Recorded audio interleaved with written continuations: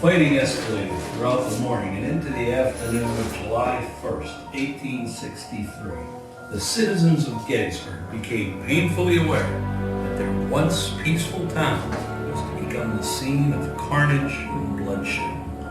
While many families fled the area to points of safety, others remained. Officers dashed through the streets, ordering everyone to the cellars.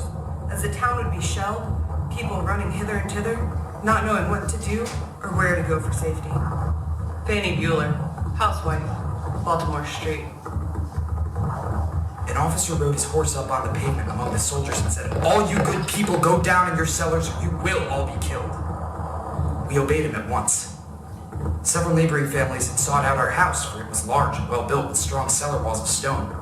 Hardly were we all down in the cellar when we heard fighting all around the house. Albertus McCreary, age 15. During the late afternoon of July 1st, Union forces were driven through the town back to Cemetery Hill, while victorious fighting all in their hill. I will never forget the retreat. It was something terrible. No human words can describe it, and no one who was not on the scene can realize it. The orders came at 4 o'clock for everyone to go to the cellars. We stayed in ours for 2 long hours, and I will never forget them. Some of the retreating men went through our house, and the noise above our heads, the rattle of musketry, the screeching of shells, and the unearthly yells added to the terror and cries of the women and children. Sally Myers, schoolteacher, age 21. Those shadows filled all of us with horror. Albertus McCreary.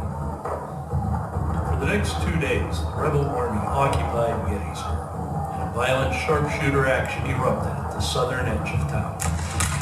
Cannons fired over the town, and the citizens remained hidden.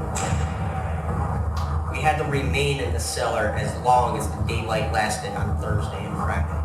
In our prison, we could hear the Union cheer and the rebel yell out on the bloody field, while the shells shrieked and moaned flying over our heads, and hear the roar of the terrific cannonading which caused the house to shake, while ever and anon we heard many balls crashing through the doors and windows and And for almost 2 hours, 250 cannons fired at each other.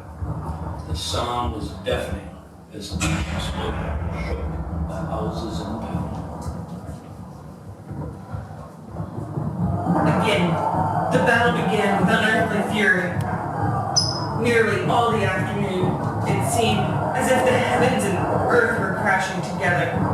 The time that we sat in the cellar seemed long, listening to the terrific sound of strife, more terrible never greeted human ears. We knew that with every explosion and the scream of each shell, human beings were hurried through excruciating pain into another world. Some thought this awful afternoon would never come to a close. We knew that the rebels were putting forth all their might, and it was a dreadful thought that they might succeed. Sarah Brown.